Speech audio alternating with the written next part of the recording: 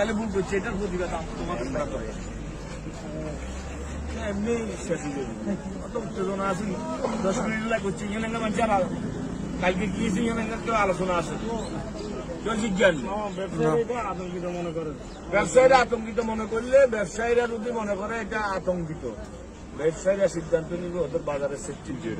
আইন শৃঙ্খলা বাহিনী আছে, আইন শৃঙ্খলা বাহিনী সহযোগিতা করবো, আমরা আইন শৃঙ্খলা বাহিনীকে সহযোগিতা করার জন্য।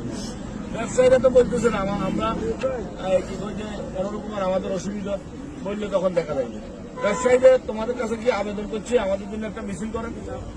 মিছিল করেন সেটা বলতেছে না, মৌখিকভাবে তারা শঙ্কিত, এটা শঙ্কিত হলে দেখা যাবে। তারা যদি মনে করে শঙ্কিত, তাদের ক্ষতি হয়, তারা যখন বলবো তখন দেখবো। ঠিক আছে, এই বিষয়টা একটু ব্যবসায়ীর দিকে তাকাই, আমরা কিছু ব্যবসায়ীদের দিকে তাকাই। আমাদের আইন শৃঙ্খলা বাহিনী আছে, আইন শৃঙ্খলা বাহিনীর সহযোগিতা করবে। ব্যবসায়ীদের যদি কোন রকমের অসুবিধা মনে করো, থানার আশ্রয় দেবে, আমি থানাকে বলি।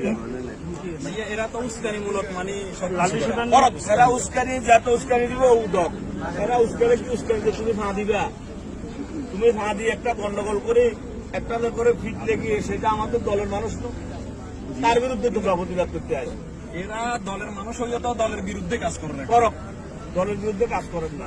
হয়তো এগুলোর আগে ঘুমে দুঃখে তোমার আর গাইলার আর কি বললেন, এলে কি তোমার আর তুমি এক দূর কমে যাবে, ইজ্জত কদ্দুর কমে যাবে, না নেতৃত্ব কমে যাবে, না সম্মান কমে যাবে, না রাজনীতি কমে যাবে। এটা বিচার জনগণ করবে, আল্লাহ করবে। যাবো যার যার বাড়িতে তো যাবো, মিছিলের কোনো দরকার নেই।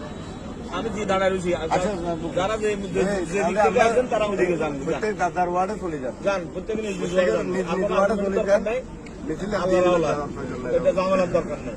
বেশি কথা বুঝছো, ওরা আমাদের মানুষ ভুল করছে।